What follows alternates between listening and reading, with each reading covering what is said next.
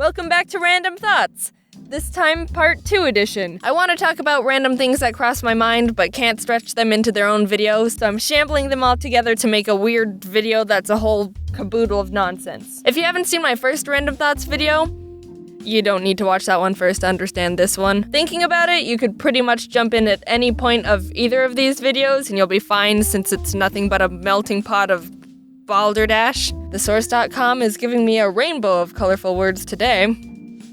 Poppycock. Are there limits to what you can call a fork? There's 3-pronged forks and 4-pronged forks. Can a knife be classified as a 1-pronged sharp fork? You use them both to stab things. Well, I guess knives are more slicing and cutting. Can a sword be classified as a 1-pronged super sharp fork? Those things were definitely both created to stab. Can a fork fall in the category of a tiny, really dull 4-pronged sword? Is there a spectrum of fork to knife to sword? Back in the Renaissance era, what if rivals said, "Sir, I challenge you to a super sharp 1-pronged fork duel"? Or even, what if, "Sir, I challenge you to a dull 4-pronged tiny sword duel"? Oh no! He brought a less dull tiny 1-pronged forked sword! So you know bananas? Those yellow things? I don't know about your life, but I always grew up not eating any bruises on bananas. There's nothing wrong with bruised bananas. They're the same as any normal, non-bruised banana. I think. I just did research, as in the first result on Google, and it says for bananas to ripen, they start to make a hormone called ethylene, which sounds like an ingredient in gasoline, but it's not. It's what turns bananas from their super gross green bitter phase to the softer, sweeter, and quite frankly, more superior yellow phase. Yay, ethylene! But apparently, ethylene doesn't know how to chill out, so even when a banana's at the perfect ripeness, the ethylene is like, no, I think we can keep going. I think we can be even more ripe. What's the worst that can happen? So the banana just tries to infinitely get more ripe, which is what eventually turns it mushy and brown. No, ethylene. And isn't that just a metaphor for life? You can't endlessly chase the image of banana perfection you have in your head, little banana. You should try to stop and appreciate the ripeness you're at every once in a while. Or else you'll keep working towards something unachievable and get all mushy. Banana body positivity. Unless you're a green banana. Then I hate you. So the dark spots are basically just the banana starting to get too ripe, which means they're harmless. But they used to freak me out a lot, so I'd have to cut them off for something to be able to enjoy the rest of the banana. And then I started thinking, what if there was a banana monster that ate humans? Would they want to eat the bruises on humans? Ah, splits, this one has a bruise on it. You know those parts are still edible, right? I don't like them. I think they taste gross.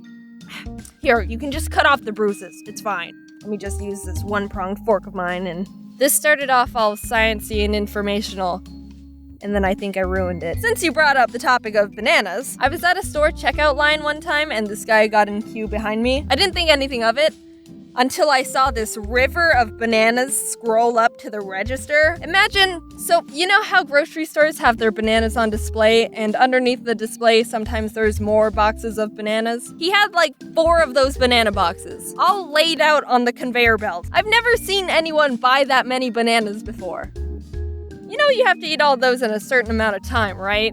With the ethylene and all that? Is this your first time buying bananas? I looked up to see who this hero of a man was, and we made eye contact, and I didn't know what to do, but I felt like I had to say something because I was so proud of him, so I just went, yeah, bananas are my favorite too. What are fish's opinions on water currents? Do you think they think they're annoying? Welcome home, fish dear. How was your day at the office? Ah, fishwife. The currents were pretty strong today. I was swimming to fish work, and the currents swished all my fish papers out of my fish hands. I mean fins, so I was late. Our fish neighbor, Benjafish, crashed into me on my way as well. Currents were too strong for his feeble fish body. You know him in his old fish age. Oh, fish frick. Fishwife, there's no need to use that type of fish link. This is stupid. But are strong water currents for fish the equivalent to, strong wind for us? Wind is my least favorite weather. People with long hair can understand. Or do you think they're more like fun amusement park rides? Or at least slides. Like in Nemo when they were with the high turtle? That seemed like fun. I can imagine a fish charging fish money to let other fish go down the river stream or a little waterfall. Fun for the entire fish family. Fishny world. But then I remember those clips of salmon trying to swim upstream against the water to go have babies, and that whole ordeal just seems like an inconvenience, especially because bears. Oh, fish frick! Are we all just brains wearing human meat suits? Let's pretend there's a fountain of youth somewhere. Let's pretend that's a real thing. Do you think that if you sat in it too long, that your fingers would get wrinkly? Ha! Get it? Because water makes your hands... Do you think if you sit in it for too long, you'll eventually just turn into your mom and dad because before you became a human baby, that's how you originated? If you wait even longer, do you become your grandparents?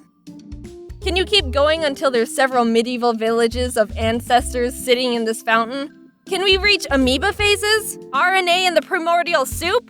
The universe itself! I talked about keeping a little list of these random thoughts as I think about them over time in part 1, and this point just says, why are bugs always pregnant? With no other context. So, I don't know what to talk about here, or what past Jaden was even thinking when she wrote that. As a kid, I would daydream a lot. In 4th grade, sometimes I would make up this scenario in my head where I would be in school like any normal day, and in the middle of class, I would magically be turned into a dog. Stay with me here. I'm not a furry. So I was transformed into a dog somehow, and I imagined that I'd get up from my desk, walk up to the teacher, and say, "Can I go home? I'm a dog." And that would be my excuse to get out of school. Haha, smell you later. So what's it like to be a normal kid? I feel like the majority of people would just try to pretend they're sick or something. Me? Nah, being turned into a dog would be the most logical and easiest way to get out of school. I didn't even have a follow-up plan for after I got out of class. I'd go home, and then what? Just be a dog for the rest of my life? Obviously, I had to be a dog that talked, so maybe I would have became a super famous talking dog. But scientists might want to take me away and run tests on me and my weird human dog brain. All I wanted to do was get out of class! I'd probably end up daydreaming about turning back into a human to get out of dog experimental lab class. Or I could just pretend to be sick like a normal science experiment test subject.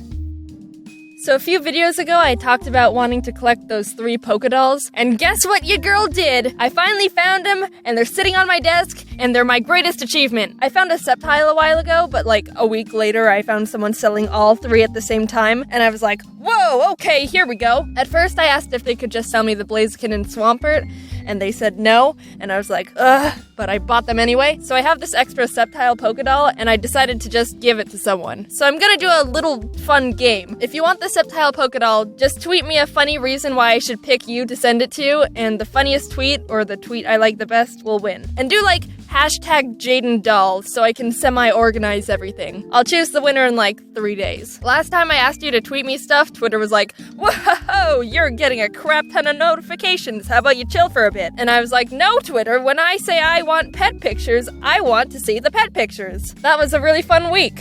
Also, one last thing real quick. There's new holiday Christmas merch in the shop if you dig that kind of stuff, and everything's gonna be 25% off for a while. So yeah, that's cool. Thanks for listening and can't wait to see my Twitter be a mess for another week. Bye.